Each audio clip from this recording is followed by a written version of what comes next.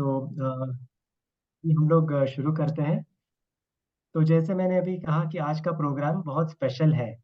क्योंकि हर जगह देखो तो हर जगह वातावरण एकदम राममय हो गया है। सिर्फ अयोध्या नहीं, बल्कि हर नगरी अयोध्या हो गई है ऐसे लग रहा है।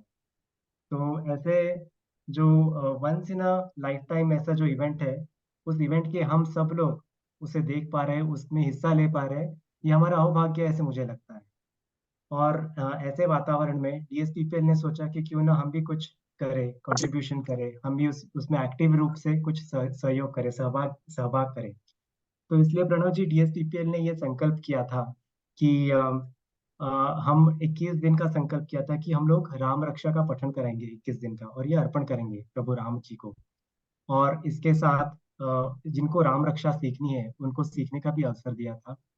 और इसमें बहुत लोगों ने बहुत एक्टिवली पार्टिसिपेट किया। मुझे बताते हुए बहुत खुशी हो रही है कि नियरली 50 से ज़्यादा लोगों ने इसमें पार्टिसिपेशन किया था, सीखे हैं। और मोर देन 70% लोग मतलब इसमें अभी अच्छे से बोल पा रहे हैं, 70% तक बोल पा रहे हैं।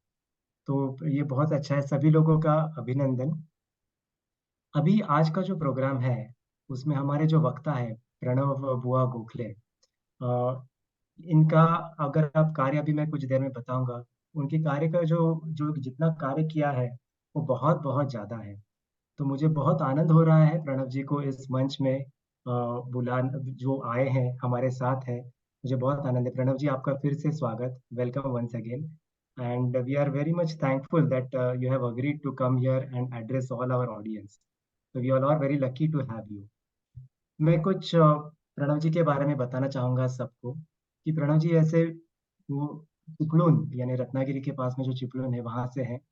प्रणव जी, हमारा जो कार्य केंद्र है, मुख्य जो कार्य केंद्र है, जो हमारा स्फूर्ति स्थान है वो देवरुख है। तो वो उसी एरिया में, उसी जोन में है। तो इसलिए एक और कनेक्शन हमारा बन जाता है वहाँ पे। प्रणव जी वैसे तो अभी काफी सालों से मतलब नियरली 16 सालों से पूना में वास्तव्य है उनका। आपने एमए किया हुआ है, बीए करने के बाद एमए किया है, और ये संस्कृत में किया है पुणे विद्यापीठ से 2010 साल में। प्रणव जी ने एमए संस्कृत में पूर्ण किया है। अभी प्रणव जी निरामय वेलनेस रिसर्च सेंटर यहाँ पे एजुकेशन कंसल्टेंट है। और ये पहले वैदिक संशोधन मंडल जो है पुणे में, वहाँ पे असिस्टेंट डायरेक्टर रह चुके हैं। प्रणव जी ने बहुत बार मतलब जो व्याख्यान रहता है वो तो कई बार किया है। पर एज अ प्रोफेशनल आप बोल सकते हैं कि वे ये एक अतिथि वक्ता रह चुके हैं पुणे के जो सावित्रीबाई फुले विद्यापीठ जो है यहाँ पे। ये गेस्ट लेक्चरर यानी अतिथि व्याख्या वक्ता रह चुके हैं।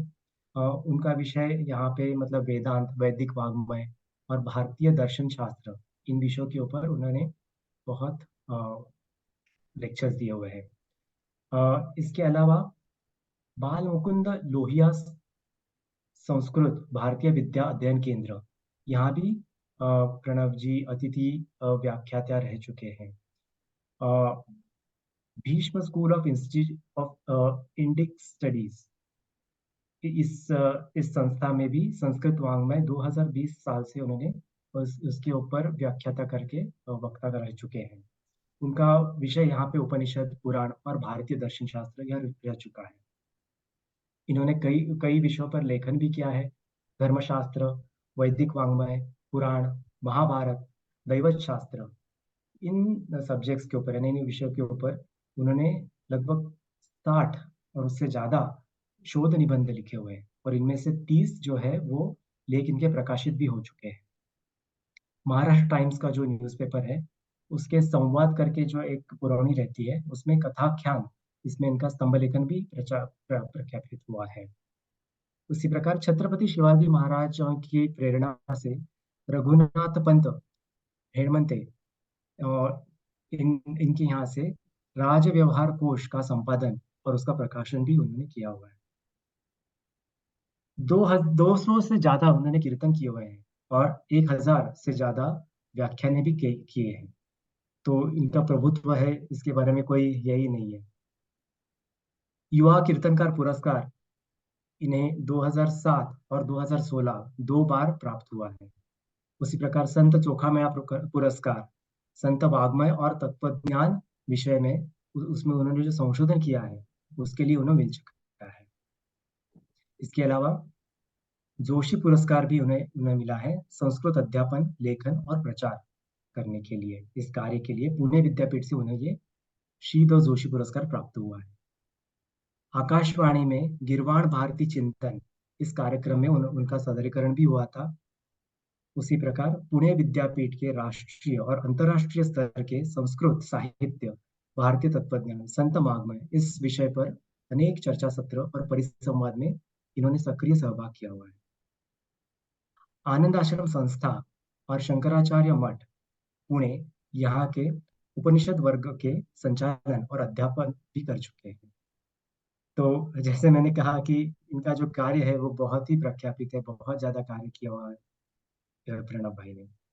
तो प्रणव जी, आपका फिर से मैं तहे दिल से स्वागत करता हूँ। मैं कुछ डीएसपीपीएल के बारे में आपको बताना चाहूंगा कि डीएसपीपीएल ये एक ऐसा मंच है जो हमारे गुरुजी श्री अजीत तेलंग इनकी प्रेरणा से यह खड़ा हुआ है। आज हम जो भी है ये उनकी प्रेरणा की वजह से है। उनका जो हम बोलते कि विजन था कि जो हम बच्चों से शुरू करेंगे, जैसे छोटे छोटे बच्चे हैं, 9 साल के बच्चों से अगर हम शुरुआत करें तो बाय द टाइम वो लोग 18 साल के बनते हैं तो they should become an asset to the society. कि वो एक बहुत मतलब जो बोलते हैं कि दे शुड बिकम आधार स्तंभ वो बने, नॉट अदरवाइज। तो उनकी जो बुद्धि है उनको दिशा देने के लिए, उनको एक आइडियल सिटीजन बनाने के लिए, जो भी व्यक्तिमत्व उनका जो है बनाने के लिए, अच्छी तरह से बनाने के लिए जो जो जरूरी है वो सारा गुरुजी ने सोच के हम उनका क्या बोल जैसे सेशंस लेते हैं बच्चों के। तो मई में हम उनका बच्चों का शिविर लेते हैं वहाँ पे देवरुख में। और देवरुख के अलावा बड़े बड़े बच्चों का अलग अलग जगह पे भी लेते हैं और टाइम टू टाइम उनका मार्गदर्शन करते हैं। तो गुरुजी की आशीर्वाद से ये कार्य अभी शुरू है। तो ये थोड़ा सा मैं आपको डीएसपीपीएल के बारे में बताना चाह रहा था। इसके अलावा डीएसपीपीएल के और भी अलग प्रोग्राम्स है, जैसे बच्चों को छोड़ के सीनियर सिटीजन्स के लिए भी करते हैं, लेडीज के लिए भी वाइस का प्रोग्राम करते हैं। तो ये थोड़ा बहुत डीएसपीपीएल के बारे में। अभी आज का जो विषय है उस विषय के बारे में सभी लोग बहुत उत्सुक है आपसे सुनने के लिए। तो now I hand over the forum to you. आप आपका आप अपना व्याख्यान शुरू कीजिए। जय गुरुदेव। धन्यवाद। हरि ही ओम। First of all, thank you very much, Amol ji, for those kind words. मैं भगवान राम की प्रार्थना से इस सत्र का प्रारंभ करना चाहूंगा। मेरी आवाज और मेरी वीडियो सभी को क्लियर आ रही है? हाँ हाँ, क्लियर है। हाँ हाँ। यह पृथिवी भरवारणा यदि विजयी संप्रार्थितश्चिन्मयः संजातः पृथिवी तले रविकुले माया मनुष्यो व्ययः निश्चक्रं हतराक्षसं पुनरगाद् ब्रह्मत्वमाद्यं स्थिराम् कीर्तिं पापहरां विधाय जगतान्तं जानकीशं भजे। अवधूतचिन्तन श्री गुरुदेव दत्त। जानकी जीवन स्मरण जय जय राम, जय जय रघुवीर समर्थ। सबसे पहले मैं ये स्पष्ट करना चाहूंगा, मेरी मातृभाषा मराठी है। इस कारण जब मैं हिंदी बोलने का प्रयास करता हूँ, हिंदी में संवाद साधने का अभ्यास उतना नहीं है, तो कई बार उतनी साफ हिंदी, उतनी फ्लुएंट हिंदी शायद नहीं हो पाएगी। बीच बीच में मराठी का वर्नाक्युलर एक्सेंट, वर्नाक्युलर प्रभाव आपको लग सकता है। उसके लिए सबसे पहले मैं क्षमा प्रार्थी हूँ। मगर अंग्रेजी में ये जो विषय है उसका मर्म, उसका जो मूल्य है, वो मेरे ख्याल से शायद अंग्रेजी में उतनी निस्संदिग्धता से, उतनी साफ तरीके से हम नहीं प्रतिबिंबित कर पाते। इसीलिए मैं आप सभी से जुड़ पाऊं, और जैसे कि हमारी राष्ट्रभाषा हिंदी है तो हिंदी का आश्रय इसी कारण ले रहा। आज का जो हमारा विषय है वो भगवान श्री राम की जो रक्षा, यानी राम के द्वारा अपने भक्तों की, अपने नाम उपासकों की जो रक्षा की जाती है, जो कवच प्रदान किया जाता है, उस रक्षा का, उस रक्षा कवच का जो शब्द रूप है, जो वांग्मय रूप कहा गया है, उस राम रक्षा के विषय में हम थोड़ा चिंतन करेंगे। मेरे ख्याल से हमारी ये जो संगोष्ठी चल रही है, उसकी अवधि, उसका समय कितना है, कितने देर तक बोलना है हमें, सेशन कब तक, हम कितने बजे तक, तो उस हिसाब से विस्तार कितना करना है तो थोड़ा अंदाजा आ जी सकता एट है। थर्टी एट एक थर्टी घंटे साढ़े आठ तक बजे तक। हम, जी। हाँ ठीक है, ठीक है, कोई बात। तो अभी 7:30 बज रहे हैं, तो 8:30 बजे तक हम इस विषय का विस्तार करने का प्रयास करेंगे। सबसे पहले ये राम रक्षा जो हम पढ़ रहे हैं वो किस ग्रंथ का भाग है, ये देखना आवश्यक है। चरितम रघुनाथस्य शतकोटि प्रविस्तरम एकैकम अक्षरम पुंसाम महापातक नाशनम, ये राम रक्षा का प्रथम श्लोक उच्चारित हो जाता है। उसी श्लोक में ये उद्भासित किया गया है कि ये राम रक्षा भगवान राम के चरित्र से जुड़ी है। राम रक्षा का प्रारंभ ही भगवान राम के चरित्र से, रामायण से जुड़ा हुआ है। तो कौन से रामायण में ये राम रक्षा आती है? सबसे ज्यादा पढ़ी जाने वाली या प्रख्यात रामायण जो है वो है वाल्मीकि जी द्वारा रचित रामायण। आप में से कई लोगों ने शायद पिछले 2-3 दिनों से कुछ वार्ताएं, कुछ न्यूज चैनल पर देखा सुना जरूर होगा। कई सारे लोग आज उठ खड़े होकर बोल रहे वाल्मीकि जी की रामायण प्रमाण क्यों माने, बहुत सारी रामायण है। तो उनको मैं विनम्रता से कहना चाहूंगा कि चाहे जितनी रामायणें हो जाए, सबसे प्रमाणित, सबसे प्राचीन, सबसे पुरातन और सबसे ज्यादा जिसको विचार में, चिंतन में लेने की आवश्यकता है, वो रामायण महर्षि वाल्मीकि द्वारा प्रणीत रामायण है। यहां तक कि स्वयं हनुमान जी द्वारा जो रामायण रचित या लिखित थी, इस प्रकार से एक कथा सुनाई जाती है। जैसे वाल्मीकि जी द्वारा ये कथा, राम कथा, ब्रह्मा जी के आदेश से लिखी गई इस जगत का सबसे पहला काव्य ग्रंथ ये रामायण थी। सबसे पहला ये जो काव्य भौतिक लौकिक जगत में प्रसृत हुआ, ये रामायण है। उस समय तक इस जगत में कविता नहीं की जाती थी। जो की गई थी वो वैदिक या लौकिक रूप में विद्यमान थी। छंदों में बंधी कविता उस समय तक प्रचलित नहीं थी। सबसे पहले इस जगत में जो काव्य रचा गया, उस काव्य का संबंध आदि कवि वाल्मीकि जी से है।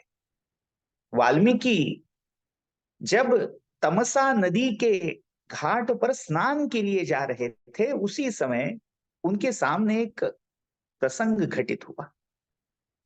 एक निषाद, एक व्याध, एक क्रौंच पंछियों के युगुल को अपने बाणों से बींध रहा था।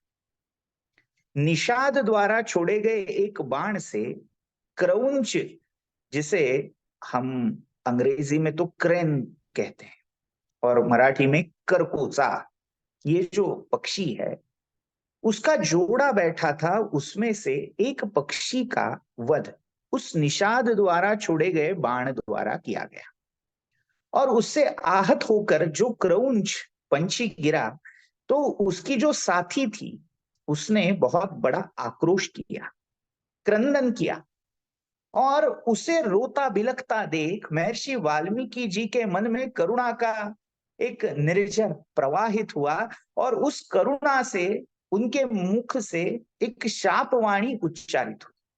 उन्होंने शाप दिया कि हे निषाद, वो सबसे पहला जगत का काव्य ये है, मां निषाद प्रतिष्ठा शाश्वती ही त्वम अगमस समाह यत् क्रौंच मिथुनाद एकम अवधि काम मोहितम। हे निषाद, तुम कभी भी प्रतिष्ठा नहीं पा पाओगे, क्योंकि क्रौंचों के जोड़े में से एक को तूने मार दिया। ये शापवाणी जिस प्रारूप में, जिस फॉर्मेट में उनके मुख से प्रकट हुई, वो फॉर्मेट अनुष्टुप छंद का फॉर्मेट था। वैदिक छंदों में अनुष्टुप नाम का एक छंद है। तो उससे पहले कभी लौकिक व्यवहार के लिए ये छंद प्रयोग में नहीं लाए जाते थे, मगर सबसे पहले ये घटना अनायास ही हो पाई और उन्हें बहुत अचरज हुआ कि अरे, ये मेरे मुख से जो शाप निकला वो श्लोक के रूप में कैसे हुआ। तो उसी का चिंतन करते करते उन्होंने अपनी स्नान संध्या पूरी कर वो अपने आश्रम में लौटे। तभी ब्रह्मा जी ने उनको दर्शन दिया और कहा कि मेरे ही संकल्प द्वारा सरस्वती ने तुम्हारे जिह्वा पर बैठकर इस काव्य की रचना की थी। तो जगत का सबसे पहला जो काव्य बना वो शाप था और उसी शाप के श्लोक से वाल्मीकि जी के मन में काव्य रचना की प्रेरणा जगी और रामायण का जन्म हुआ। तो ये वाल्मीकि रामायण है। वाल्मीकि रामायण से प्रेरित अनेकों रामायण भारत की लगभग सभी भाषाओं में लिखे गए, रचे गए। उनमें से संस्कृत में भी कुछ रामायण बने, जैसे कि भ्रुशुंडी रामायण, आनंद रामायण, अद्भुत रामायण इत्यादि इत्यादि।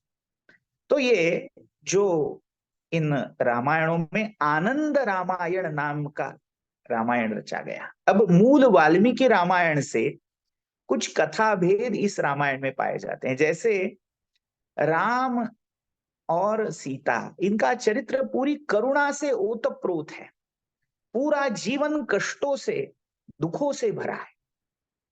तो किसी भक्त के मन में प्रश्न उठा कि क्या राम जी ने कभी आनंद का अनुभव ही ना किया, कभी वो सुखी नहीं हो पाए, क्या उनकी गृहस्थी कभी सुखमय हो ही नहीं पाई? तो उसका उत्तर देने के लिए आनंद रामायण का जन्म हुआ।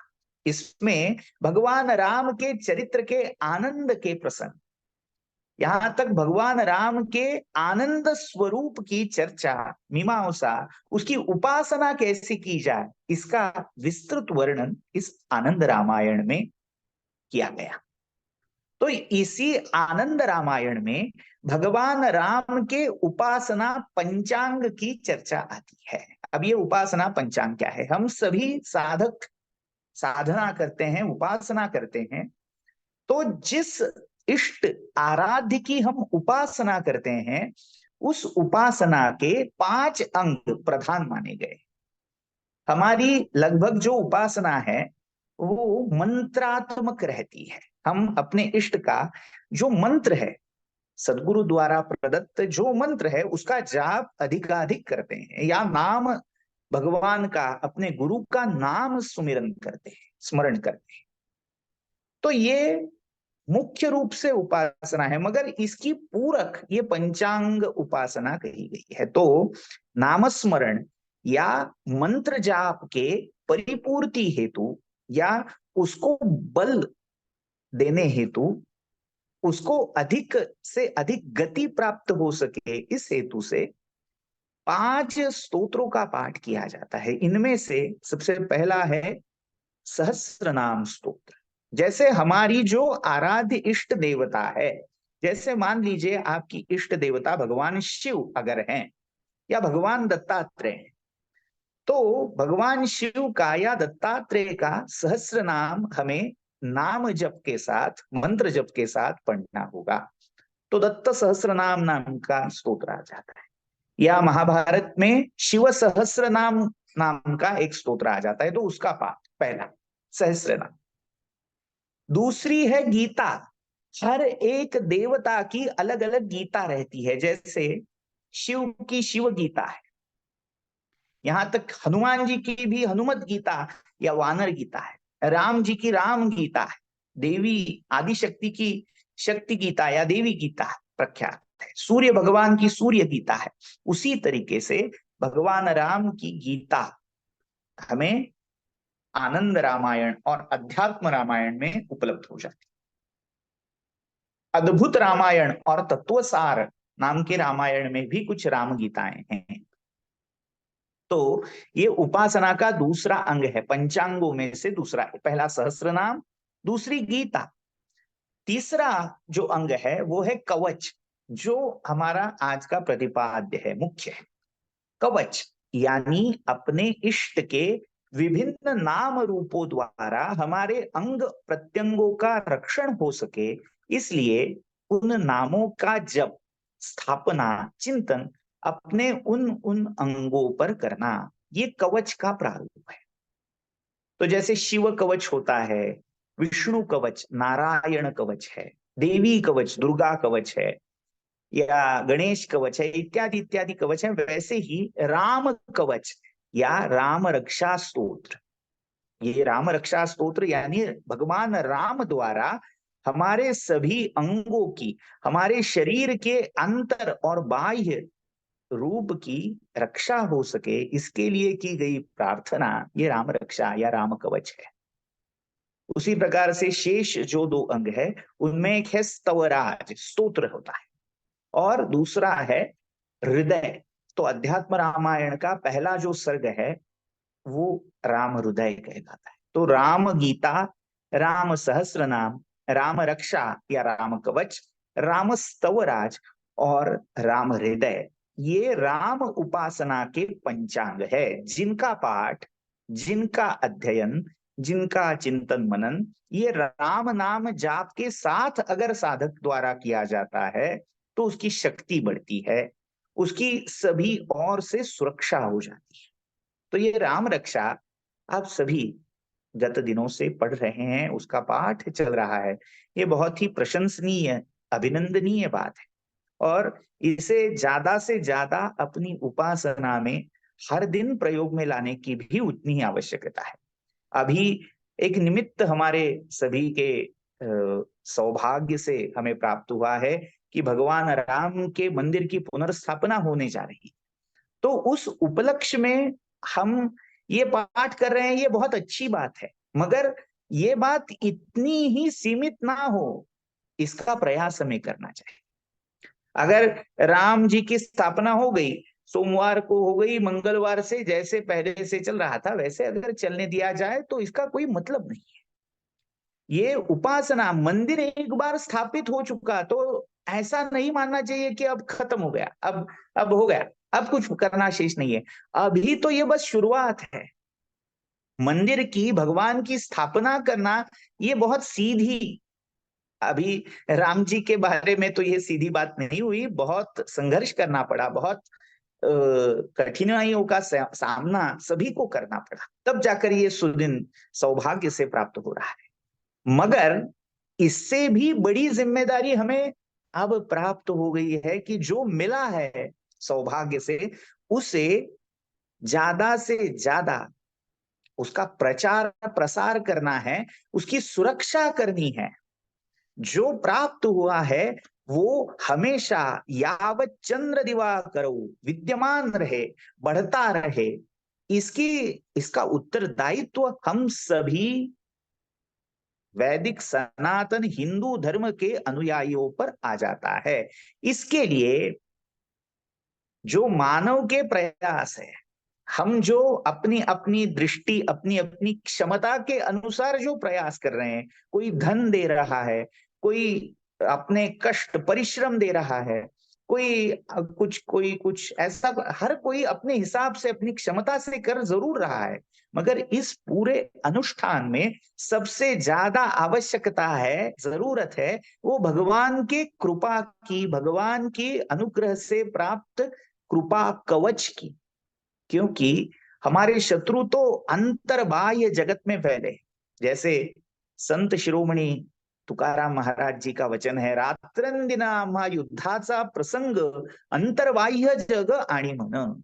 हमारे अंदर और बाहर लड़ाई चल रही है। ये लड़ाई नहीं, ये तो महायुद्ध है। और आप सभी को ये पता है, अगर युद्ध में उतरना है, अगर युद्ध लड़ना है, तो सबसे पहली आवश्यक बात, हमें कवच प्राप्त होना चाहिए। अगर कवच नहीं है, अंग्रेजी में जिसको आर्मर कहते हैं, वो नहीं है, सुरक्षा की कोई व्यवस्था नहीं है, केवल आपके हाथ में तलवार थमाई जाए या गन दी जाए और जाओ लड़ो, तो काफी नहीं है। बुलेट प्रूफ जैकेट चाहिए, कवच चाहिए, आवश्यकता है। तो इसी कवच की ये जो आवश्यकता है, इसकी परिपूर्ति करता है ये राम रक्षा नाम का स्तोत्र। हमें विधर्मियों से जो भय है या उनसे जो परेशानियां फेस करनी है, संभव हो, जिसकी पॉसिबिलिटी है, कुछ भी कभी भी हो सकता है, तो इस भय से, इस संशय से निकालने वाले भी भगवान श्री राम ही हैं। और इससे भी ज्यादा जो हमारे आंतर विकार है, बाहरी शत्रुओं से तो हम लड़ सकते हैं, मगर हमारे मन में भी कुछ शत्रु छुपे पड़े हैं, काम, क्रोध, लोभ, मोह, मद, मत्सर, ममता, अहंता इत्यादि विकारों से जूझने के लिए आंतरिक कवच की भी उतनी ही जरूरत है। ये अंतर्बाह्य सुरक्षा कवच की जरूरत पूरी करने वाली स्तोत्र है ये राम रक्षा। तो ये कवच पढ़ना किस लिए है? कि हम सुरक्षित हो पाए। मगर सुरक्षा केवल एक दिन के लिए नहीं है, ये 365 दिन सुरक्षा रहनी चाहिए। हमेशा दिन रात ये साथ होनी चाहिए।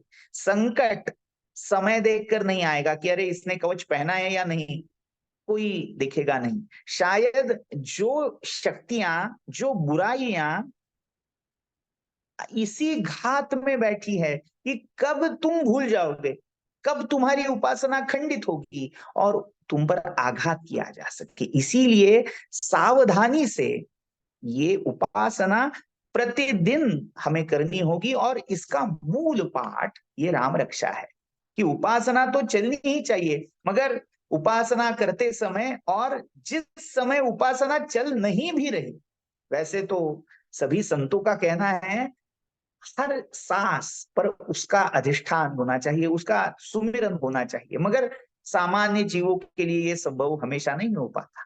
तो सेतु से ये राम रक्षा का पाठ अत्यंत आवश्यक हो जाता है, अपरिहार्य हो जाता है। अब आते हैं आनंद रामायण में वर्णित इस राम रक्षा के अंत में जो तत्व ज्ञान, जो दर्शन, जो उपासना के मर्म, जो विज्ञान छुपा है, उसका विचार हम करेंगे। प्रारंभ करते हैं उन श्लोकों से। जैसे पहले हम स्तोत्र पाठ के पूर्व कुछ संकल्प लेते हैं। हर कर्म का अपना एक संकल्प होना चाहिए। अगर संकल्प नहीं किया गया तो कर्म पूरा नहीं हो पाता। हालांकि कर्म की शुरुआत ही संकल्प से होती है। उपासना अगर संकल्प रहित होकर की जाए, अगर आप निष्काम भाव से कर रहे हैं तो चल जाएगा, मगर सकाम है, अगर कुछ आवश्यकता है और मांगने के लिए उपासना चल रही है, तो संकल्प अनिवार्य हो जाता है। तो संकल्प क्या है? सबसे पहले गणेश जी का स्मरण किया जाता है, श्री गणेशाय नमः। कुछ संप्रदायों में सीतारामचंद्राभ्याम नमः, हनुमते नमः, इनका भी स्मरण किया जाता है। सरस्वत्यै नमः, श्री गुरुभ्यो नमः इत्यादि इत्यादि अपने अपने इष्ट आराध्य संप्रदाय विशेषों के अनुसार ये भगवत रूप स्मरण किया जाता है, नमन किया जाता है। उसके बाद आता है अस्य श्री राम रक्षा स्तोत्र मंत्रस्य। उसके बाद कहते हैं कि ये जो राम रक्षा स्तोत्र कवच हम पढ़ने जा रहे हैं, उसका छंद क्या है, उसकी देवता क्या है, उसका विनियोग क्या है। हर एक मंत्र की देवता होती है। तो इस स्तोत्र की देवता कौन सी है? श्री रामचंद्रो देवता। अब अलग अलग पाठ है, जैसे सीताराम देवता, श्री सीतारामचंद्र प्रीत्यर्थे, सीता सहित श्री राम, जानकी समेतम। तो सीताराम या श्री राम ये इस स्तोत्र के इष्ट हैं, प्रतिपाद्य है, आराध्य है।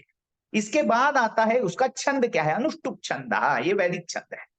तो राम रक्षा में बहुत सारे श्लोक इसी छंद में देखे गए हैं।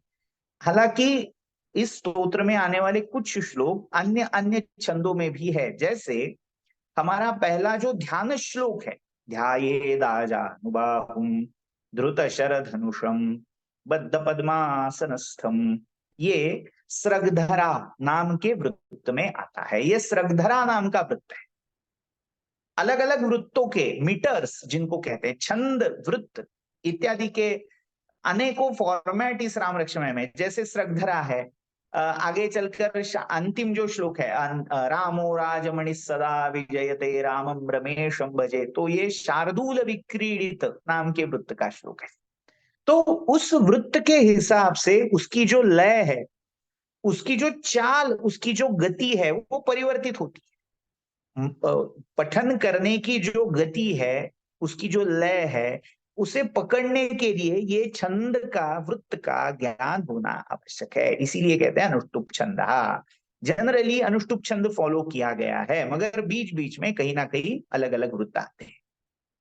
बाद में आता है वो जो संकल्प है, श्री रामचंद्र प्रीत्यर्थे, भगवान राम की प्रीति हेतु, भगवान राम की प्रीति हम में बस जाए, उनका प्रेम हमें प्राप्त हो जाए, हमारे मन में उनके प्रति और उनके मन में हमारे प्रति प्रेम भाव जगे, इसलिए हम राम रक्षा का पाठ कर रहे हैं। एक बहुत ही सुंदर संदेश यहाँ दिया गया है।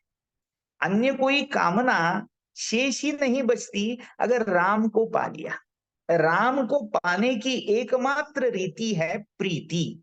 अगर प्रीति राम से जुड़ जाए तो यही रीति आपको इस पूरे भव सागर से, इस पूरे संसार के महासागर से तार देती है। तो एक ही संकल्प होना चाहिए कि इसका पाठ किसके लिए करना है, धन के लिए नहीं, मन के लिए नहीं, या तंदुरुस्त तन के लिए नहीं, बल्कि इसका पाठ होना चाहिए भगवान राम की प्रसन्नता के लिए, उनकी प्रीति हमारे मन में बनी रहे और उनके मन में हमारे प्रति कृपा, अनुग्रह, प्रीति के भाव जग पाए। यही सबसे बड़ा, इससे अच्छा, इससे सटीक अन्य कोई संकल्प हो ही नहीं सकता जगत में। इसीलिए श्री रामचंद्र प्रीत्यर्थे, एक बार राम से प्रीत लड़ा कर देखो, कुछ पाना शेष नहीं बचेगा, सब कुछ मिल जाएगा। तो इसका अलग शब्दों में अर्थ कहा जाए तो राम रक्षा राम की प्रीति को जन्म देने वाली है, उपलब्धि कराने वाली है। और एक बार राम की प्रीति हासिल हो गई तो इस जगत में ऐसी कोई चीज नहीं बचेगी जो हासिल ना हो पाए। तो रामचंद्र प्रीत्यर्थे जपे विनियोगः। अब इस स्तोत्र का एक दूसरा विवरण है। जैसे रामचंद्र देवता है, मगर इसकी शक्ति क्या है, इसके शक्ति का स्रोत क्या है? इस स्तोत्र की शक्ति है सीता शक्ति। माता जानकी, सीता, वैदेही इत्यादि नामों से जो पराशक्ति, आदि पराशक्ति यहाँ कही गई है, वही इस स्तोत्र की शक्ति रूपा है। इस स्तोत्र के पाठ में जो शक्ति प्रयुक्त होती है, या इस स्तोत्र के पाठ से जो शक्ति उत्पन्न होती है ऊर्जा के रूप में, एनर्जी के रूप में, उस एनर्जी की स्रोत, उसका मूल आदि शक्ति माता सीता है। तो सीता शक्ति, और सबसे महत्वपूर्ण है इसकी कुंजी। कुंजी यानी जिसे हम किल्ली मराठी में कहते हैं, कीज, कीवर्ड, पासवर्ड जैसे रहता है। कोई भी सिस्टम आपको खोलनी है, अगर ऑपरेट करनी है, तो उस सिस्टम का एक एक पासवर्ड आपके हाथ में होना चाहिए, कीवर्ड है। अगर वो पासवर्ड आपको मिल गया तो वो सिस्टम काम करना प्रारंभ हो जाएगा। तो ठीक उसी तरीके से ये राम रक्षा नाम की एक सिस्टम है। यू मानिए ये एक प्रोग्राम है। प्रोग्राम को रन करने के लिए पासवर्ड तो आवश्यक है।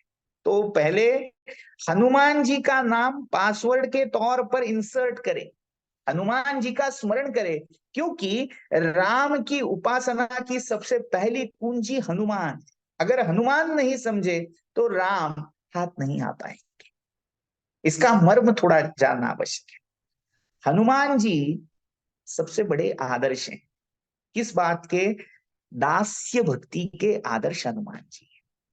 अगर आप उन हनुमान जी का आदर्श सामने रख पाए, अगर आपके जीवन में हनुमान जैसी समर्पण भावना, उनके जैसी दक्षता, उनके जैसी भक्ति, उनके जैसी निष्ठा अगर आ जाए, तो राम अपने आप ही आपके हृदय में समा जाएंगे। आप सभी को वो कथा ज्ञात ही होगी कि जब राज्याभिषेक हो गया और सभी को पारितोषिक दिए जा रहे थे, तो हनुमान जी बैठे थे पीछे।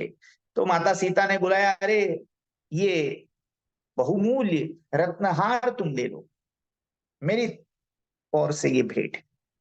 तो देखने लगे अब हनुमान जी तो बुद्धिमताम वरिष्ठम, सभी बुद्धिमानों में अग्रणी, और बंदर जैसी हरकत कह रहे हैं। बंदर की ये विशेषता है। वो क्या करता है बंदर? अगर कोई चीज उसको उसके हाथ में दी जाए तो पहले उसे वो सूंघता है, उसकी गंध लेता है, उसके बाद वो चाट कर देखता है खाने लायक है या नहीं, उसके बाद वो चबा कर देखता है, और जब उसे पता चलता है कि इसमें कुछ नहीं है, रस नहीं है, तो वो उसे तोड़ फोड़ कर मरोड़ कर फेंक देता है। आप देवरुख से ताल्लुक रखते हैं तो कोकण में जब आम के दिन आ जाते हैं तो ये देखने को मिलता है, कच्चे आम ये बंदर आ आकर केवल चबा कर फेंक देते हैं, खाते तो नहीं है, नुकसान बहुत करते हैं। तो ठीक उसी तरह ये वानर की लीला हनुमान जी जो बुद्धिमताम वरिष्ठम है वो दिखाने लगे। इसका मर्म समझिए। हनुमान जी इतने बेवकूफ थे इसका अर्थ ये नहीं है, उनको समझ नहीं आ रहा था इसमें, इस शीला खंडों में राम जी है, ऐसी बात नहीं है। वो दिखा रहे हैं हर चीज का, हर बात का एक मूल्य है अपने जीवन में कि हमारी प्रायोरिटीज क्या है। हम राम रक्षा का पाठ कर रहे हैं, हम उपासना कर रहे हैं, हम साधना कर रहे हैं, हमारी प्रायोरिटीज अलग अलग है। हमने कुछ पाने के लिए इसका प्रारंभ किया है, हम जाप कर रहे हैं, हम ध्यान कर रहे हैं, हम स्तोत्र पाठ कर रहे हैं। क्यों कर रहे हैं? पैसा आ सके, हमारी नौकरी परमानेंट हो जाए, या बढ़ोतरी हो जाए, या अगर किसी का विवाह नहीं हो रहा तो विवाह हो जाए, या बच्चे नहीं हो रहे तो बच्चे हो जाए। जो जो सुख के साधन हमें लग रहे हैं उनकी उपलब्धि सुकरता से, सुलभता से हो पाए, ये प्रायोरिटी हमारी है। हमारी प्रायोरिटी राम नहीं है, हमारी प्रायोरिटी ये भक्ति नहीं है, हमारी प्रायोरिटी ये सांसारिक चीजें हैं। उनके लिए हम भगवान को परेशान कर रहे हैं। जैसे हम जाते हैं ना, महाराज जी ये हो गया वो हो गया और थोड़ा मार्गदर्शन कीजिए, ये उपासना दीजिए। तो इसका अर्थ उन बाबा जी को, महाराज जी को आप नहीं मान रहे, आप अपने संकट को उन बाबा जी से बड़ा मान रहे हैं, इसीलिए उस छोटे संकट के लिए वो बड़े बाबा जी को आप परेशान कर रहे हैं। अगर आपके मन में ये भाव होता कि मेरे बाबा जी, मेरे महाराज जी, मेरे गुरु जी, मेरे भगवान इस संकट से बड़े हैं, तो शायद आप उनके द्वार पर ही ना जाते। आप कहते कि अरे मेरे भगवान, मेरे सदगुरु मेरे पीछे हैं, तो ये संकट जो है वो किस झाड़ की मूली है, अपने आप ही डर कर भाग जाएगा, ये अपने आप ही सुलझ जाएगा। इस श्रद्धा से अगर करेंगे तो उनको दिक्कत देने की आवश्यकता ही नहीं है। मगर ये नहीं होता, हम बारंबार भगवान की चौखट पर, गुरु जी के चौखट पर जाते हैं, क्योंकि हमारी प्रायोरिटी गुरु जी नहीं है, हमारी प्रायोरिटी संसार है। जैसे ब्रह्म चैतन्य गोंदावलेकर महाराज जी के प्रवचन में कहा गया है, हम नाम भगवान का जपते हैं, किसके लिए जपते हैं? भगवान के लिए नहीं जपते। हमारे संसार की जो अड़चने हैं वो दूर हो जाए, हमारे चाय पानी का खर्चा निकल जाए, खाने पीने का खर्चा निकल जाए, इसके लिए हम नाम ले रहे हैं। तो हनुमान जी इसी मर्म को समझा रहे हैं। वो ये जानते हैं, पक्की तरीके से जानते हैं कि ये पत्थर के टुकड़े में कुछ नहीं रखा है, राम नहीं रखे हैं, मगर वो हमारी शिक्षा के लिए, हमें समझाने के लिए ये लीला रच रहे हैं। भगवान नारायण के लीलाधर। तो ये जो लीलाधर राम है, उनके लीलाधर भक्त हनुमान जी। तो ये हनुमान जी क्या कर रहे हैं, एक एक वो रत्न, एक एक मणि का दाना चबा चबा कर, फोड़ कर फेंक रहे हैं। तो सीता जी ने पूछा ये क्या कर रहे हो, तो बोले राम जी नहीं है। तो वो बोली क्या तुम में राम है? तो उन्होंने छाती फाड़ कर दिखा दी। तो क्या है कि हमारे जीवन का जो हृदय है, जो श्वास है, जो प्राण है, वो राम है। तो ये हनुमान जी हमें कुंजी प्रदान कर रहे हैं। आपकी सबसे ऊपर, सबसे अग्रक्रम से जो प्रायोरिटी होनी चाहिए, वो भगवान होनी चाहिए। अगर ये समझ लिया तो वो हनुमान कीलक समझ में आ जाएगा। कीलक यानी चाबी। हनुमान जी ये चाबी हमें सब सौंप रहे हैं कि राम जी को ढूंढो, राम जी को हासिल करो, राम जी के लिए प्रयास करो, राम जी की ही उपासना करो, बाकी सब अपने आप हाथ में आ जाएगा। तो ये हनुमान जी की एक मर्मज्ञता यहाँ हनुमत कीलकम इस पद से उद्भासित की गई। तो इस प्रकार ये स्तोत्र का बहिरंग है। अब आते हैं स्तोत्र के प्रारंभ पर। वैसे तो ये पूरी स्तोत्र, अलग अलग पाठ इस स्तोत्र में है, और अलग अलग श्लोक, जो इस स्तोत्र के श्लोक हैं उनकी संख्याएं भी अलग अलग है। तो सबसे बड़ी जो अध्याय आनंद रामायण की संख्या है श्लोकों की, वो 51 है। अब कुछ जो श्लोक है, जो हम हमारे नित्य पाठ में जो राम रक्षा है, उसके श्लोक लगभग 30 से 35 तक है। तो कुछ राम रक्षाएं केवल 5 श्लोकों वाली है। जैसे पद्म पुराण में एक राम रक्षा स्तोत्र आता है। राम रक्षा नाम से अलग अलग 5 स्तोत्र हमें उपलब्ध होते हैं। जो हम पढ़ रहे हैं वो आनंद रामायण की संक्षिप्त रूप की राम रक्षा प्रति है। तो ये राम रक्षा प्रारंभ होती है भगवान राम के चरित्र से। इस राम रक्षा का दृढ़ संबंध भगवान राम के चरित्र से। वो कैसे है हम बाद में देखेंगे, क्योंकि पूरा स्तोत्र तो हम 1 घंटे के अवधि में नहीं देख सकते। केवल कुछ, जैसे संस्कृत में स्थाली पुलाक न्याय बताया गया है। तो चावल पक गए हैं ये देखने के लिए पूरे चावल खाने नहीं पड़ते। एक दाना लेकर अगर परीक्षा की जाए तो उससे चावल पका है या नहीं ये समझ जाते हैं। उसी प्रकार से एक भाग का हम चिंतन करेंगे, बाकी स्तोत्र अपने ही आप चिंतन से उद्भासित होता चला जाए। तो मैं बात कर रहा था ये राम रक्षा स्तोत्र के पहले पाठ की। तो उसमें ध्यान श्लोक बताया गया है। तो ध्यान है ध्याये राजानुबाहुम। अभी आपको पता चलेगा ये जो लय है, ये जो गति है वो अलग है। चरितम रघुनाथस्य शतकोटि प्रविस्तरम एकैकमक्षरम पुंसाम महापातकनाशनम। ये अनुष्टुप छंद की लय है। दूसरी लय है ध्यायेदाजानुबाहुं धृतशरधनुषं बद्धपद्मासनस्थं पीतं वासो वसानं नवकमलदलस्पर्धिनेत्रं प्रसन्नं वामाङ्कारूढसीतामुखकमलमीलल्लोचनं नीरदाभं नानालङ्कारदीप्तं दधतमुरुजटामण्डनं रामचन्द्रम् इति ध्यानम। ये ध्यान का श्लोक बताया। तो स्तोत्र पाठ करने से पहले जो आपकी इष्ट देवता है उसका पूरा आपाद मस्तक ध्यान करना चाहिए, पैर से लेकर सर तक का। तो किस प्रकार का ध्यान है? ध्यायेत आजानुबाहुम। जिसके भुजाएं, जिसके बाहु, आजानु, जानु यानी घुटना, नीज, तो जिसके हाथ घुटनों तक लंबे हैं, तो ऐसे आजानुबाहु, ध्यायेद आजानुबाहुम धृत शर धनुषम, उन भुजाओं में शर यानी बाण और धनु, धनुष, धनुष बाण जिन्होंने थामे हैं, भक्तों की रक्षा के लिए धनुष बाण की स्थिति है।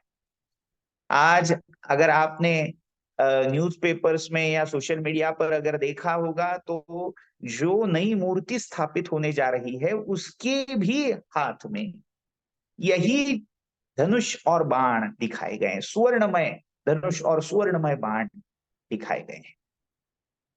ये क्या दिखाते हैं? हमारी एक भी देवता ऐसी नहीं कि जिसके हाथ में कुछ ना कुछ धारण ना किया। लक्ष्मी जी भी दिखाई जाती हैं तो उनके हाथ में कमल रहता है। कमल कोई आयुध, अस्त्र शस्त्र नहीं है, मगर वस्तु जरूर है, वो प्रतीक है। उसी प्रकार से भगवान राम के हाथ में जो प्रतीक दिखाया गया है वो धनुष और बाण का प्रतीक है। इसका मतलब यह है कि भगवान हम अपने भक्त की सुरक्षा हेतु हमेशा धनुष और बाण लेकर सज्ज रहते हैं। अब इसका अर्थ ये नहीं कलयुग के समय में वो धनुष बाण लेकर आएंगे। धनुष बाण उस समय का द्योतक है। जिस समय जो अस्त्र उपलब्ध है वो अस्त्र इसी धनुष बाण के द्वारा, संकेत द्वारा दिखाया गया है। जैसे महाभारत के समय जब भीष्म से लड़ाई चल रही थी और दूसरा कोई शस्त्र भगवान के पास नहीं था, क्योंकि प्रतिज्ञा ले रखी थी, नधरी शस्त्र करीमी, हाथ में मैं शस्त्र नहीं लूंगा। तो फिर भी अर्जुन की रक्षा के लिए उन्होंने रथ का पहिया उठा लिया और दौड़ पड़े भीष्म को मारने की। तो यही बात है कि अस्त्र शस्त्र की उनको आवश्यकता नहीं, मगर फिर भी वो धारण करे, क्योंकि उससे भक्त को एक शिक्षा मिल रही है, तुम्हें भी अपने शत्रुओं के प्रति सावध, हमेशा ऐसी सजगता रखनी है, ऐसी सावधानता रखनी है कि इदम शस्त्रेण शास्त्रेण, जहां संभव हो सके शास्त्र द्वारा, बुद्धि द्वारा, और जहां बुद्धि का काम नहीं चलता है। अब ये विचार करने की बात है, हर जगह पर आप युक्तिवाद करने नहीं जा सकते।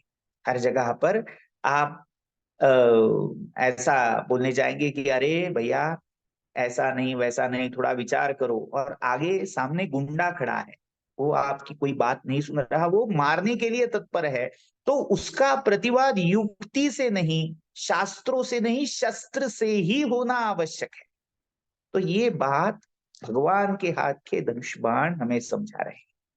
तो हाथ में जिन्होंने धनुष और बाण थामे रखा है, ध्यायेदाजानुबाहुं धृत शर धनुषम बद्ध पद्मासनस्थम, जो पद्मासन में सिंहासन पर बैठे हैं, जिस आसन में सोना सुवर्ण जड़ा है, बद्ध पद्मासनस्थम, बद्ध पद्म, इसका अर्थ आज योगासनों में एक पोस्चर बद्ध पद्मासन के नाम पर दिखाया जाता है। तो पद्मासन लगाकर दोनों हाथ क्रॉस करके पीछे से अपने पैरों के अंगूठे पकड़ना, ये बद्ध पद्मासन की रीति है। तो इस पोस्चर में राम नहीं बैठे।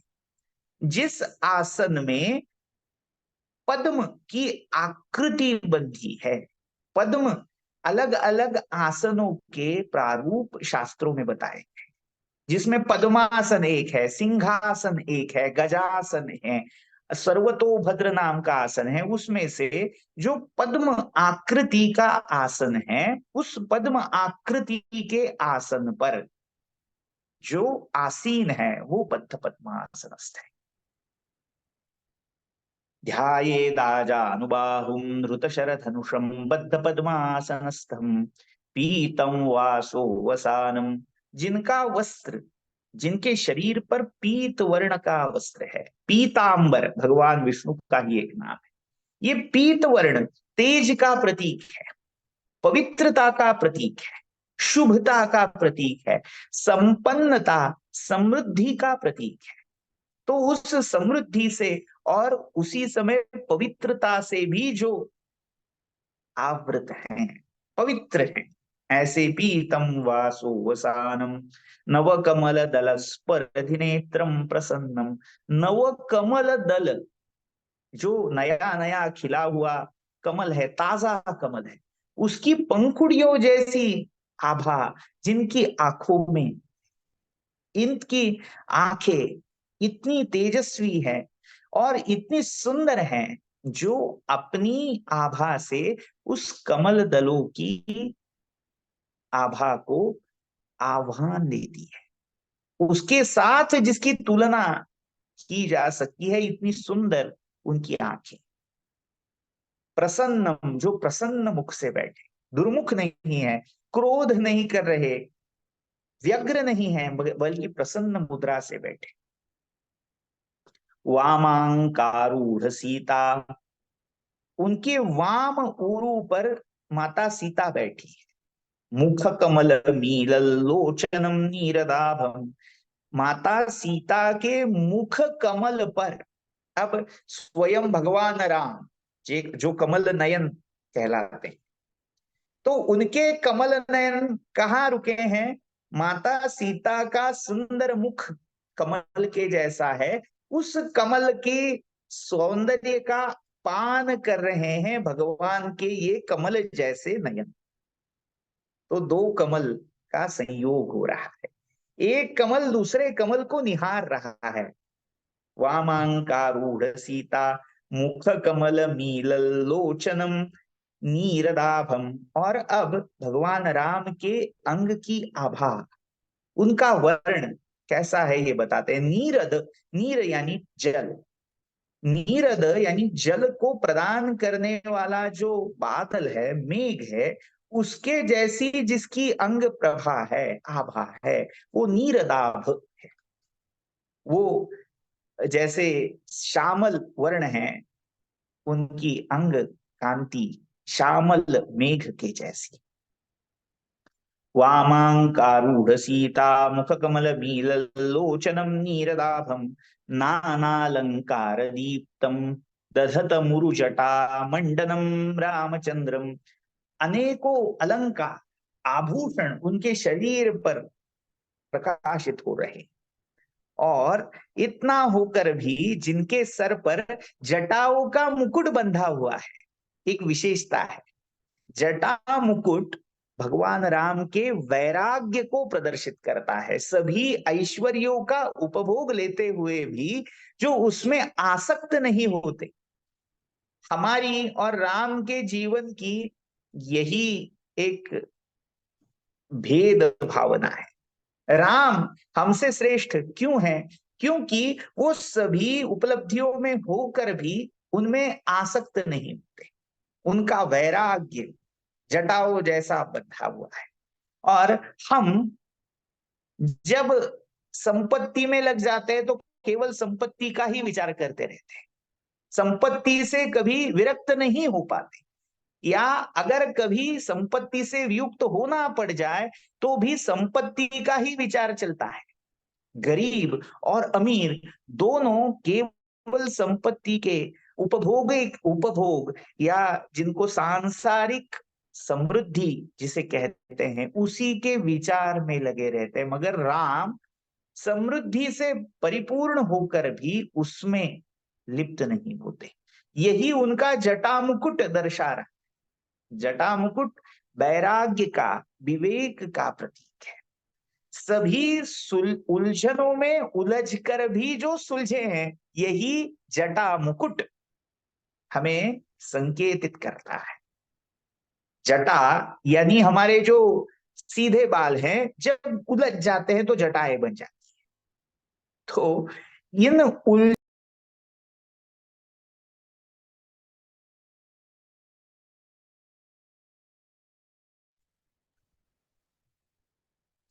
हेलो, आवाज आ रही है? हाँ, अभी आ रही है, बीच में थोड़ी देर नहीं आ रही थी पर अभी आ रही है। हाँ, एक एक शायद नेटवर्क में कुछ। हाँ, अभी अभी क्लियर है। अभी साफ आ रही है। हाँ हाँ, सॉरी फॉर द डिस्टर्बेंस। तो मैं बात कर रहा था कि जो जटाएं उलझी हुई हैं, वो उलझी जटाएं सांसारिक चिंता भ्रांतियों को दर्शाता है, आसक्ति को दर्शाता है। मगर उसको धारण करते हुए भी, उन जटाओं को धारण करते हुए भी जो जटाओं में उलझता नहीं है, सांसारिक बंधनों में उलझता नहीं है, वो असली विरागी है, वो असली विवेकी। तो एक ही समय विरक्ति और अनुरक्ति दोनों को अपने शरीर पर धारण करने वाले आभूषण अनुरक्ति के और जटाएं विरक्ति के द्योतक है। तो एकमात्र राम है। भगवान शिव केवल विरक्ति दर्शाते हैं। भगवान शिव की अगर मूर्ति देखी जाए तो आभूषण नहीं पहनते, वो जटा जूट भस्म और रुद्राक्ष माला सर्प माला मुंड माला पहनते हैं। मगर राम की विशेषता ये है, वो जटा भी धारण करते हैं, विरक्ति भी रखते हैं और उसी समय अनुरक्ति भी रखते हैं। ये राम की विशेषता, इसीलिए भगवान शंकर राम जी का ध्यान करते हैं। तो ऐसे जटा मुकुट मंडितम रामचंद्रम, इनका ध्यान करना चाहिए, उनका ध्यान मैं करता हूं, ध्याये। तो ऐसा ध्यान करने के पश्चात राम रक्षा का पाठ किया जाता है। तो राम रक्षा का जो कोर है, मामला, जो असली मामला, असली मासला जिसको कहते हैं, वो क्या है?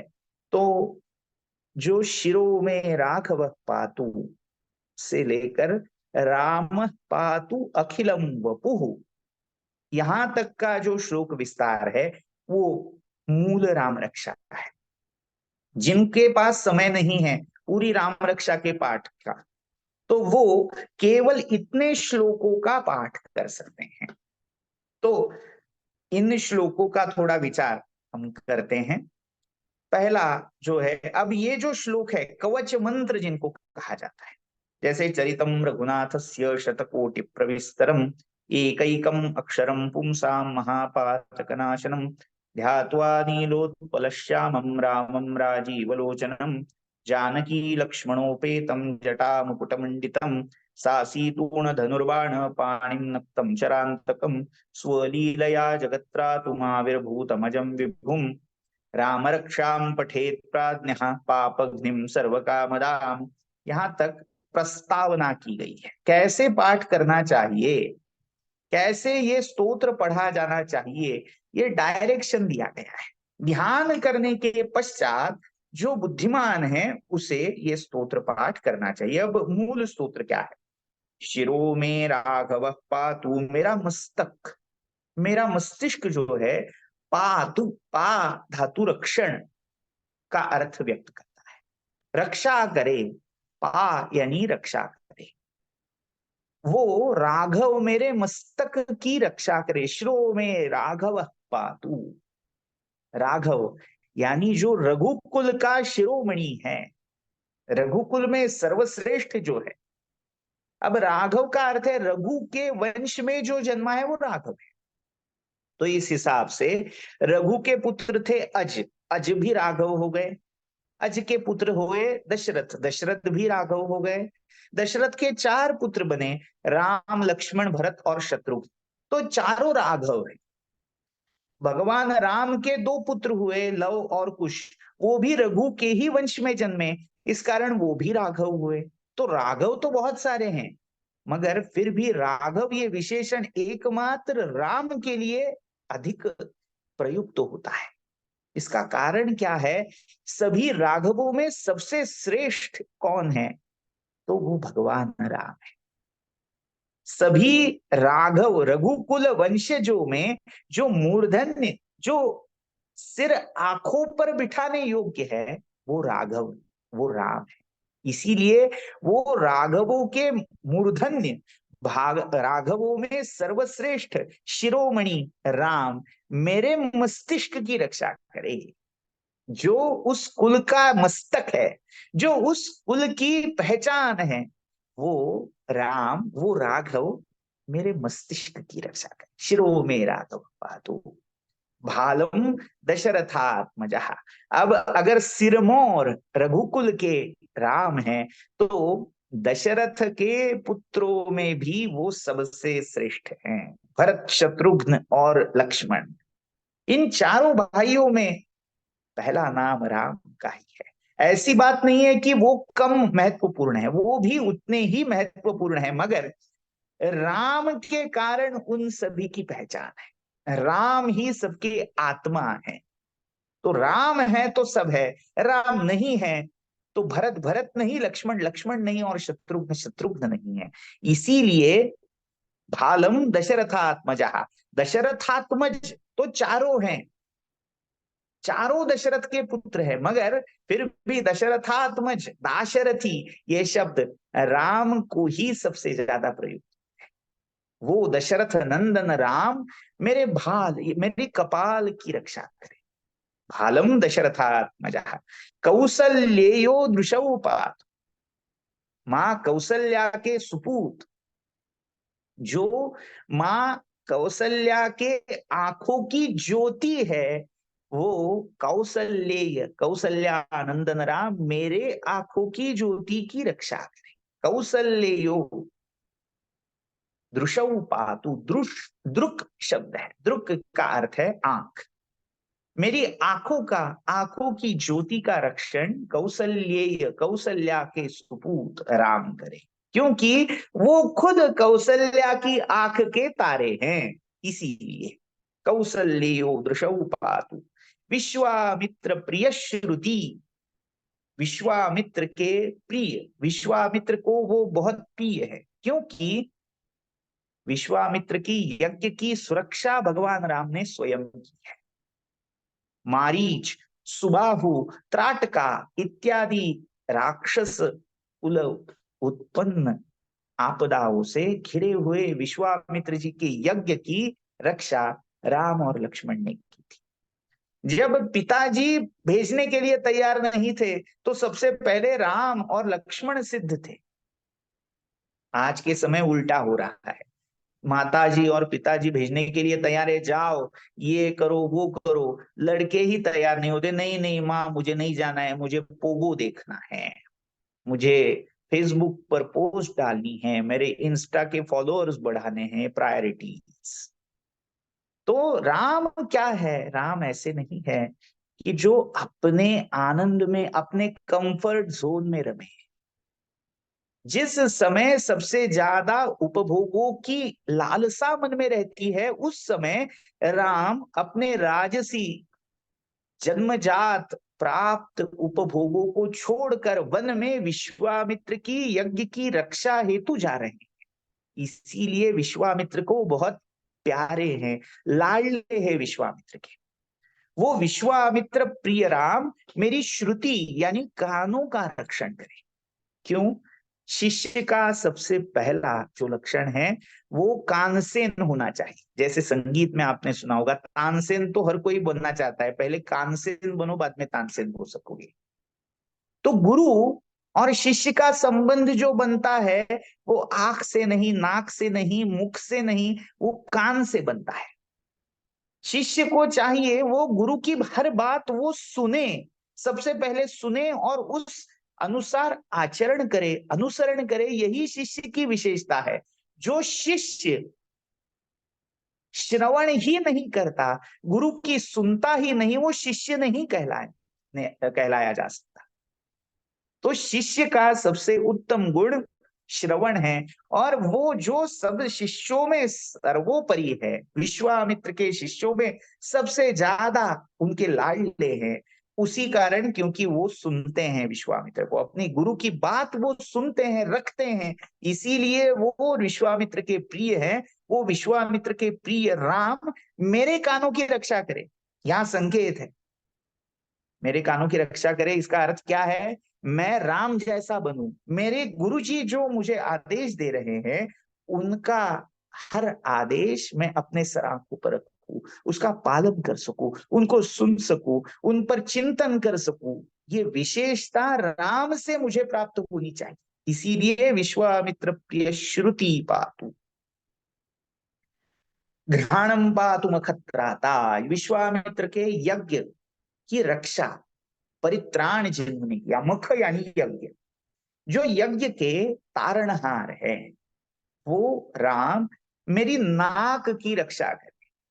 हम कहते हैं हमारी नाक ऊंची रहनी चाहिए, हमारा रुतबा रहना चाहिए। हर आदमी का रुतबा उसकी नाक से जाना जाता है, वो ऊंची नाक वाला है, यानी क्या, उसका रुतबा अधिक है। और हर आदमी का रुतबा, हर आदमी की जो कीर्ति है, जो वही तभी संभव होती है जब वो अपने ऊपर लिया गया उत्तरदायित्व सुचारू रूप से निभाता है, तभी उसकी नाक ऊंची रह सकती। अगर कोई उस पर दिया गया उत्तरदायित्व निभा नहीं पाता तो उसकी नाक नीचे हो जाती है। इसका तात्पर्य क्या है? वो उस सम्मान के साथ, उजले मुख के साथ, उभरे मुख के साथ समाज के सामने नहीं आ पाता, क्योंकि उत्तरदायित्व नहीं निभाया।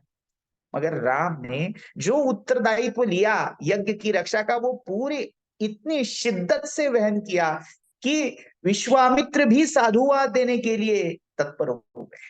वो भी साधुवाद करने लगे कि अरे, वीर तो ऐसे देखे थे, बहुत सारे अस्त्र शस्त्रधारी देखे थे, मगर तुम्हारे जैसी अस्त्र प्रवीणता केवल तुम में ही है।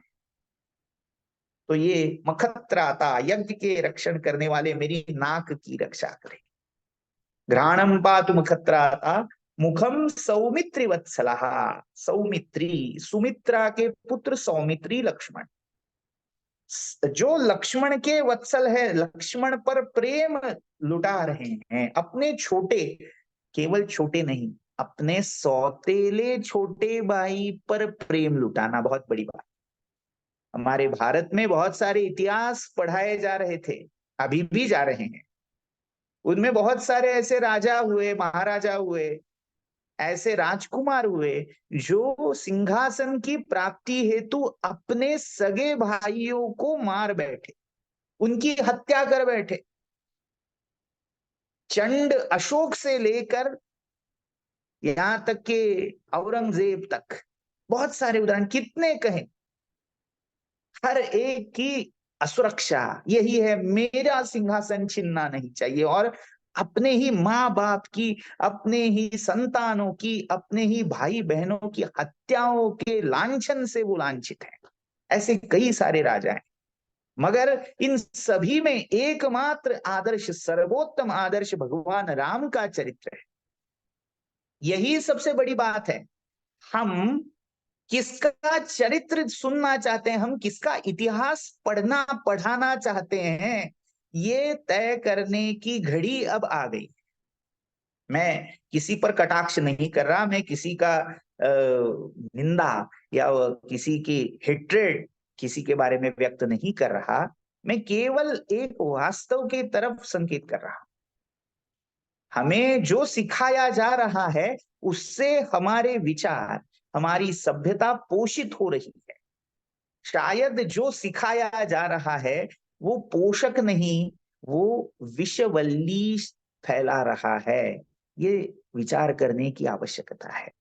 यही पढ़ाते रह जाएंगे सेक्युलर धर्मीकरण के नाम पर, तो क्या विष, क्या संस्कार हमारी अगली नस्ल पीढ़ी के मन में उभरने जा रहे हैं, जाएंगे, ये तर्क की बात है। ठीक है, मैं उस विषय में और नहीं आगे बढ़ना चाहता।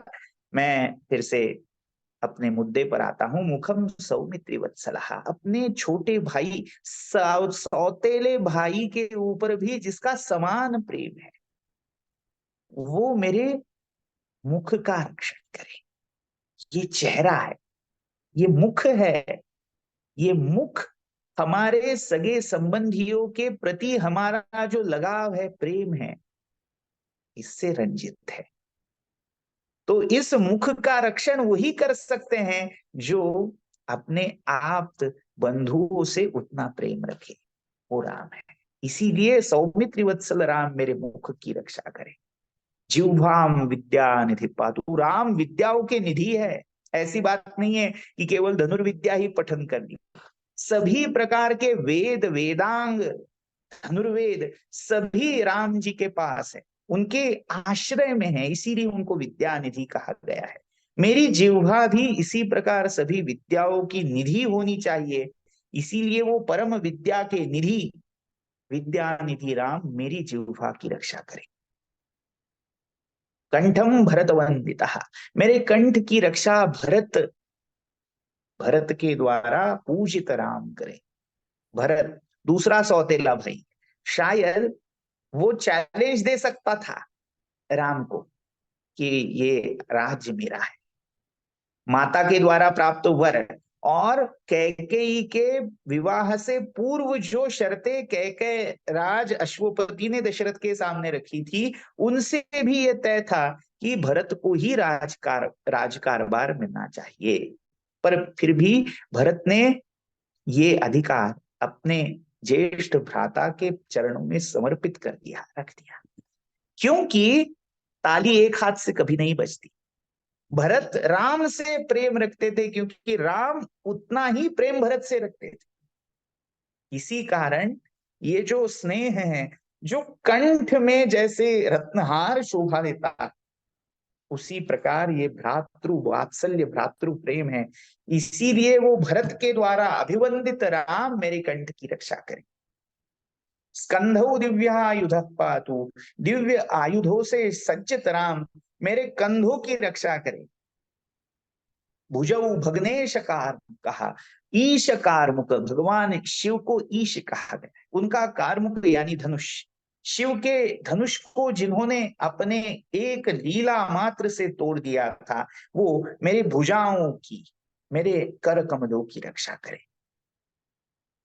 करो सीतापति पातु। अब तीन बातें यहां ध्यान में रखनी है। स्कंध यानी कंधे, भुज यानी हमारी पूरी जो बाह है उसको भुजा कहा गया, और जो कर है वो मणिबंध से आगे का ये जो पोर्शन है, हथेली, उसको कर कहा गया है। तो उस कर का, उन दोनों करों का रक्षण सीतापति करे, क्योंकि माता सीता का पाणी ग्रहण भगवान राम ने अपने कर कमलों से किया है। वो सीतापति राम मेरे करों की भी रक्षा करे। हृदयम जामदग्निजित, जिन्होंने जामदग्नि भगवान परशुराम जो जमदग्नि के सुपूत थे, उनका हृदय अपने पराक्रम से जीत लिया, वो जामदग्निजित राम मेरे हृदय की रक्षा करे।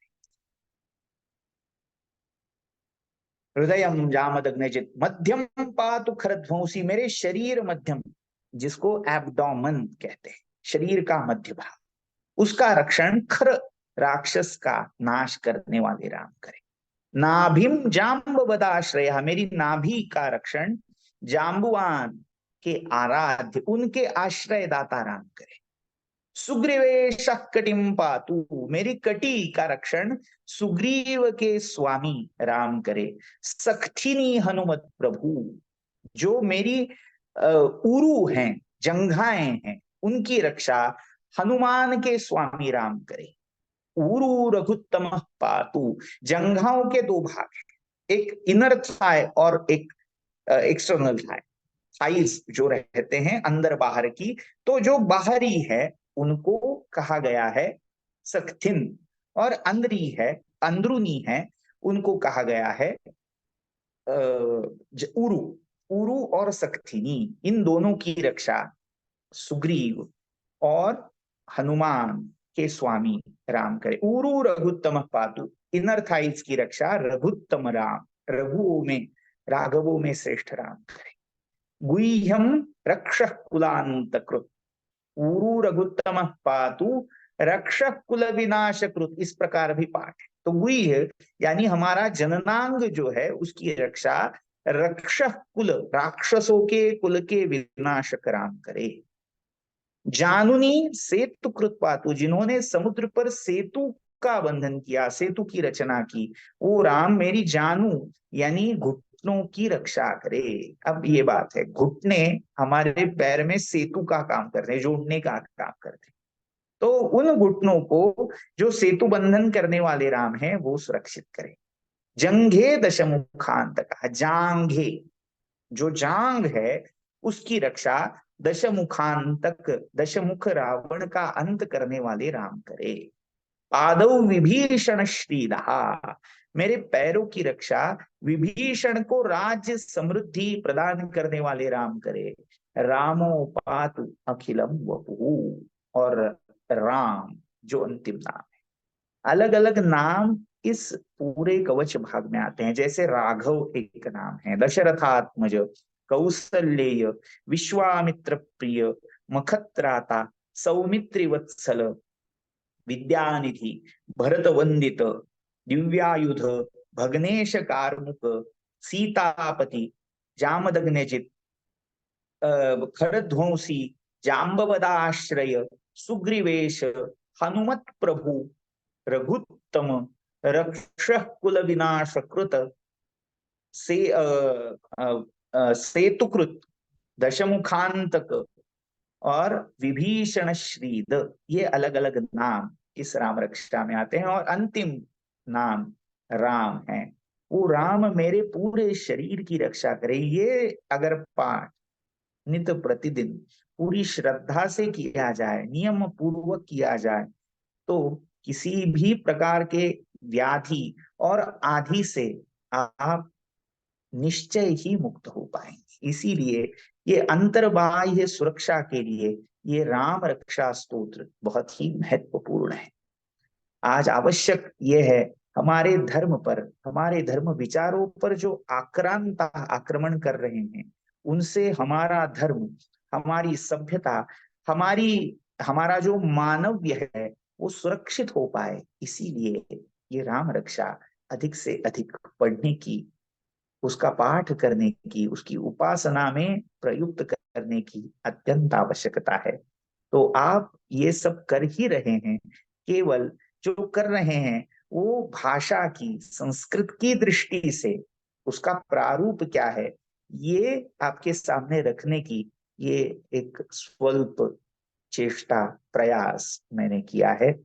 ये जो भी यथामति यथाशक्ति रूप से आपके सामने रखने की जो सेवा की है, वो सदगुरु स्वामी समर्थ के चरण में समर्पित करके मैं विदा लेना चाहूंगा। धन्यवाद। जय श्री राम। बहुत बहुत धन्यवाद Pranav ji. It was a very enlightening session, least that I could say, क्योंकि आपने एकदम शुरुआत से अंत तक जिस तरह से सभी स्रोतों को जोड़ के रखा, nobody was going here and there. आपने शुरू से मतलब एकदम जो वाल्मीकि रामायण, आनंद रामायण, इसका आधार लेते हुए हमें उस सब्जेक्ट में लेके गए. और जसं आपण म्हणतो गाभा असतो ना एखाद्या गोष्टीचा, तसं रामरक्षेच्या गाभेच्या जवळ तुम्ही आम्हाला घेऊन गेला. त्यामुळे हम सब आपके बहुत आभारी हैं. और जो हमारा संकल्प चल रहा था 21 दिन का राम रक्षा बोलने का, तो मुझे आई एम प्रिटी कॉन्फिडेंट, और हर एक जो इसमें भाग ले रहा है वो भी और भी आत्मीयता से वो राम रक्षा बोल पाएगा, उसमें अपना योगदान दे पाएगा और खुद भी उसका आनंद और उसका लाभ उठा पाएगा. धन्यवाद. अम, आपके पास अगर समय तो हम श्रोताओं से पूछेंगे, अगर उनको कुछ क्वेश्चन है तो थोड़े क्वेश्चन अगर आपके पास हाँ समय हो ठीक है, तो. पूछ सकते। जी, so I would like to open the forum to everybody. अगर किसी को क्वेश्चन है तो कृपया अपना हाथ रेज करें. यामिनी जी का हाथ खड़ा है. रश्मि जी, क्या आप उनको अनम्यूट करेंगे प्लीज? जय गुरुदेव प्रणव जी. मेरी पूछिए। आवाज आ रही है? हाँ आ रही है, पहले धन्यवाद, काफी अच्छा आपने समझाया और इजी करके दी हमें राम रक्षा, उसके लिए काफी धन्यवाद. और मेरा प्रश्न ये था कि काफी जगह पे करन्यास भी सिखाया जाता है, मतलब जैसे हाँ शिरो में राघव, हाथ सर पे रखने के लिए कहते हैं, हर एक अंग पे. हाँ। तो क्या वो करन्यास आवश्यक है या एक एडिशनल हम कह सकते हैं एक्टिविटी है कि पता चले हम एक्चुअली क्या बोल रहे हैं? हाँ हाँ, कॉन्शियसली करने के लिए ये उपयुक्त जरूर है, मगर अनिवार्य रूप से करने की आवश्यकता नहीं। अगर आप मन से भी वो भाव जगा पाएंगी, अगर करऊ सीता पति पातु, इस पाद को पठन करते समय अगर आपको ध्यान में आ जाए कि मेरे कर कमलों की रक्षा राम कर रहे हैं, सीतापति कर रहे हैं, तो काफी है। हस्त स्पर्श करने की आवश्यकता नहीं। करन्यास ये और अलग बात है। करन्यास का अर्थ है हाथ की जितनी उंगलियां हैं, करतल, करमल, करमूल है, उन पर भगवान के नाम रूप का न्यास, स्थापना करना, वो अलग है। ये जो आप कर रही हैं वो हस्तस्पर्श या करस्पर्श है। तो जिस अवयव का उच्चार हो रहा है श्लोक में, उसका करस्पर्श करने से वो हो जाता है। अच्छा, मतलब शायद मुझे वो शब्द अलग पता था। अ, हाँ, अच्छा अच्छा, धन्यवाद। मेरा डाउट सॉल्व हो गया। धन्यवाद। जय गुरुदेव। Thank you so much.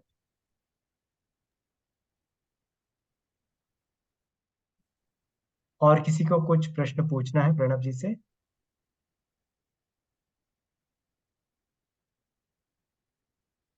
ठीक है, I don't see any more hands raised. तो once again I would like to thank Pranav ji for sharing this wonderful session with all of us. It was a amazing experience. आपका बहुत बहुत धन्यवाद. And with this I think we can conclude today's session. जय गुरुदेव. जय गुरुदेव, जय श्री राम। जय श्री राम.